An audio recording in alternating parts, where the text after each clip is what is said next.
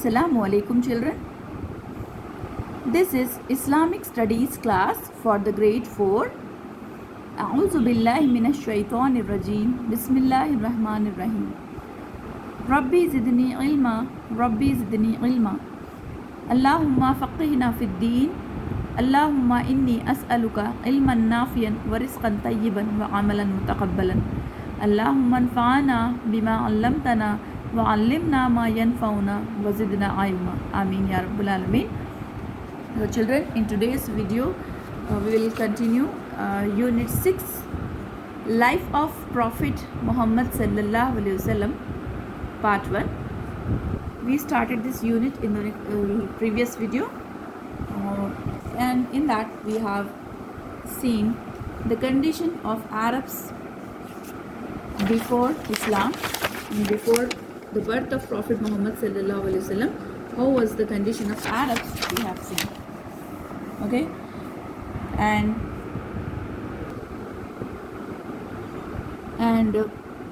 the Allah had mercy upon His people, and He sent His most beloved Prophet Muhammad Sallallahu Alaihi Wasallam to this world to guide the astray people. And Prophet Muhammad Sallallahu Alaihi Wasallam was born in the year 571 CE in the holy city of Makkah in Arabia. He came from the Quraysh family. His father Abdullah died before his birth.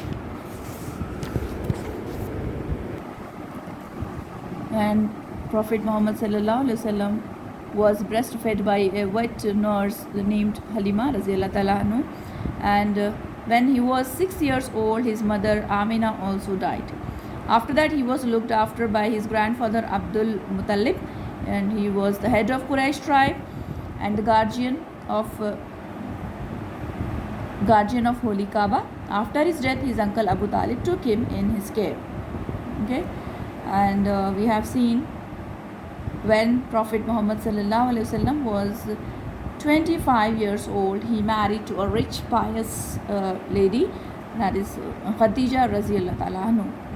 At that time, the age of Khadija Raziyallahu Ta'ala anhu was 40 years.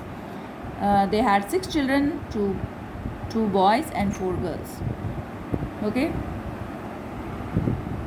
so let's continue this lesson. At the age of 40, Allah appointed Prophet Muhammad Sallallahu Alaihi Wasallam as his messenger.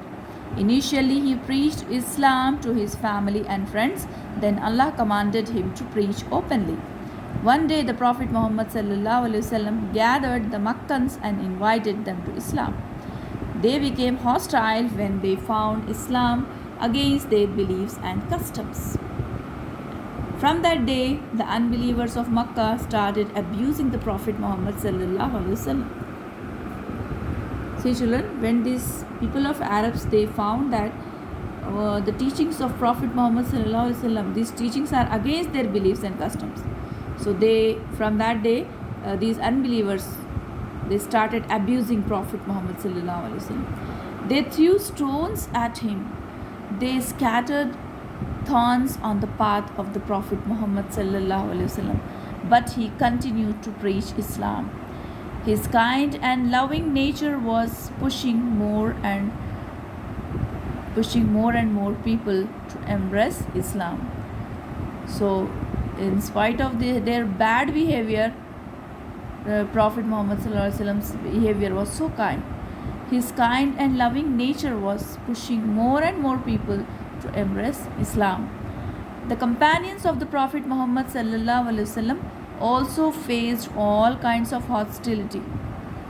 They were severely beaten, they were tortured, but they did not deviate from the right path. See, these people who was supporting Prophet Muhammad Sallallahu Alaihi Wasallam, the companions, okay, they too faced lots of problems from these people. They were severely beaten, they tortured a lot, but they did not deviate. They did not move from their path. They did not change their path from the right path. Now we will see migration to Abyssinia, means it's the present name is Ethiopia. Okay, where is Ethiopia? It is in Africa.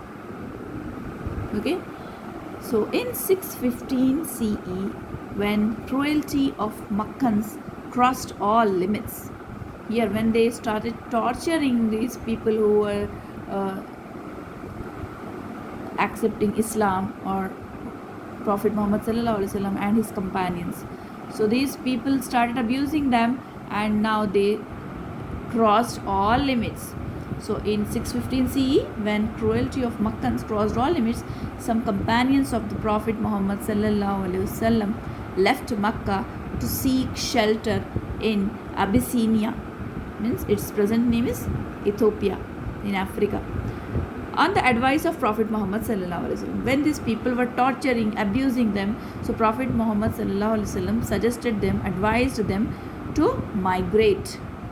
So this migration means moving from one place to another place, right? So at that time, when they were migrating, the ruler of Abyssinia was Christian king Najashi